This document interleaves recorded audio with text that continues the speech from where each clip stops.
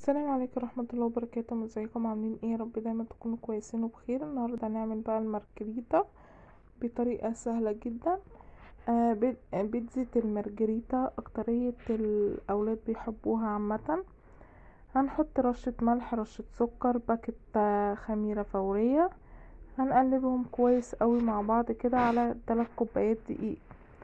وهنحط ديت قطعة قشطة، معلقة قشطة. لو عندك متوفرة تحطيها، مش متوفرة مش لازم قوي يعني. هنبدأ بقى نعجنها بالطريقة دي، وبعدين هننزل بنص كوباية زيت. هتقلبيها برضو بالطريقة دي كده، وتبدأي تفركي الدقيق في الزيت. وعلى جنب بقى هتحضري نص كوباية لبن فاتر ونص كوباية مية فاترة. هتنزلي باللبن الاول، وهنبدأ نقلب كده بالطريقة دي لحد ما تشوفي العجينة او الدقيق هتشرب اللبن ولا لا. طبعا انا هنا حطيت الكوباية الا ربع لبن، وعجنتها كويس قوي. في دقيق بيشرب اللبن زي ما قلت كذا مرة، في او عامة بيشرب المية، وفي دقيق لا.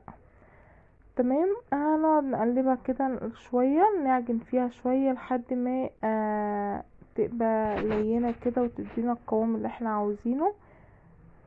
بالطريقة ديت. هنجيب بقى بولة، هنحط فيها نقطتين زيت او نقطتين زيت، نص معلقة زيت. ونبدأ بقى بالفرشة ندهنها من تحت ومن الجناب كده. هنمشي الفرشة على الطبق كله بالطريقة ديت اهي كده. انت عاوزة بقى تقسمي العجينة دلوقتي قسميها، عاوزة تقسمي العجينة بعد ما تخمر اللي انت عاوزاه. انا بحب اقسمها من قبل ما اخمر العجينة، يعني اقسمها واخلي العجينة تخمر. هتبدأي تقطعيها كور، وتبدأي تبرميها كده وتكوريها بالطريقة دي، وهتحطيها في الطبق بالطريقة ديت. هنعمل يعني انا عملت ال3 كوبايات، عملتهم 3 بيتزات بالطريقة ديت اهي. عاوزة انت تكتري كتري، عاوزة تضعفي المقادير ضعفيها زي ما انت حابة بالظبط. كورناها بالطريقة ديت اهيت، وهنحطها برضو في الطبق. تاني دي اخر واحدة اهيت معانا. زي ما قلتلكوا انا قسمتها ل3 قطع اهوت. وبعدين هنجيب بقى بالفرشة ندهن من فوق بالطريقة ديت بالزيت برضو. وبعدين هنجيب الاسترتش ونغطيها كويس قوي عشان ما يدخلهاش هوا.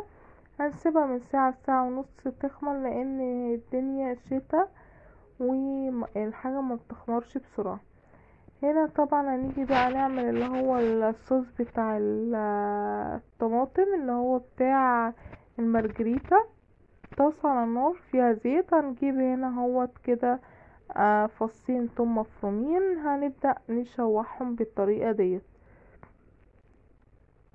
وهنجيب الطماطم بقى. انا عملت طبعا دي طماطمايه واحده متقشره، يعني اهو انا زي ما بقولكوا لازم تقشروها. بعد ما تقشروها تبداوا تقلبوها كده، تشوحوها تشويحتين مع الثوم برضو. وخلاص على كده. ومعلقه صلصه كبيره هنحطها برضو بالطريقه ديت معاهم، ونبدا نقلبهم كلهم بالطريقه دي. وهتحطي بقى ملح وفلفل اسود وبابريكا وثوم باودر، بصل باودر. هتحبي بقى تحطي ارغانو، هتحطي اي اللي انت عاوزاه هتحطيه. وهنحط عليهم حوالي نص كوباية مية عشان تتسبك وتدينا القوام اللي احنا عاوزينه. هنا بقى طبعا بعد ما العجينة بتاعتنا خمرت، هنجيب قطع قطع هندهن، هنحط كده على الرخامة بالطريقة ديت دقيق، وهنحطها عشان نعرف نفردها كويس اوي.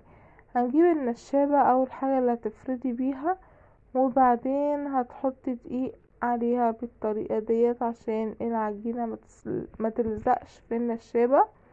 هتبدأي تفردي بقى بالطريقة اللي انت عاوزاها ديت عشان تحاولي تفردي تبقى دايرة. او بالطريقة ديت، وجميلة جدا بجد وتحفة. اهو كده كفاية، انا استكفيت بالحجم ده هو كده. بعدين بقى هنجيب الصينية وهندهنها من تحت زيت.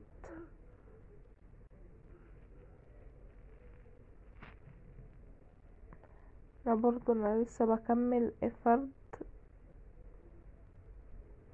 اهو كده بالطريقة دي. الصينية بقى انا جبتها ودهنتها من تحت، وحطيت ورق زبدة من فوق، ودهنتها برضو من فوق. يعني دهنت الصينية وحطيت ورق الزبدة، وبعد ما حطيته دهنت برضو الزيت من فوق. وبدأت حطيت العجينة وفردتها بالطريقة ديت. هنبدأ بقى نجيب صوص المارجريتا. انا بحب اعملها بالطريقة ديت. هنفردها على العجينة كلها، ونستنى بقى نكمل بقية المكونات مع بعض. انا كنت بجيب هنا معلقة عشان افردها بظهر المعلقة بالطريقة دي، وهنكمل بقية الفيديو. هي عبارة عن المارجريتا، بتبقى جبن بس، بيبقى ميكس جبن كده، بيبقى خطير بجد وطعمه حلو جدا. هنا المارجريتا هبدأ، انا بحب اتني الحروف بتاعتها بالطريقة ديت. اهي كده هنبدأ نتنيها كلها بنفس الطريقة.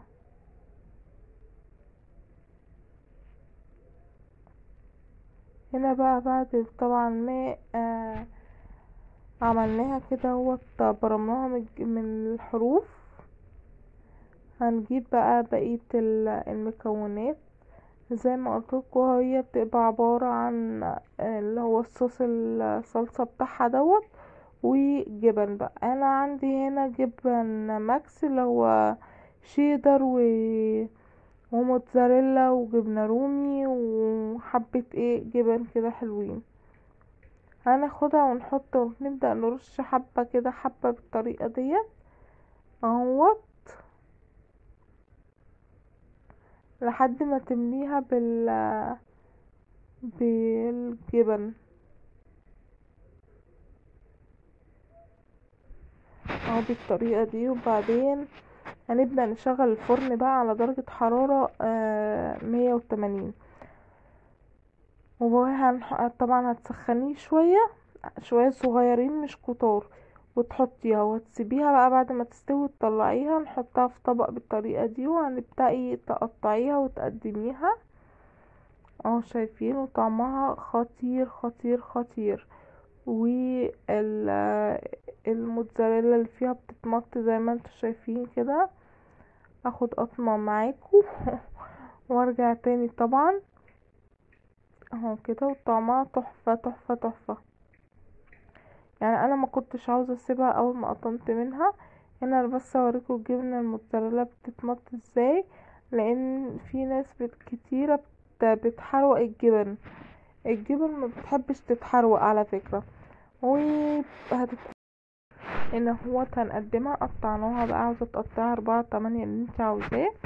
استنوني في فيديو جديد ووصفة جديدة. ما تنسوش اللايك والشير والاشتراك وتفعيل علامة الجرس.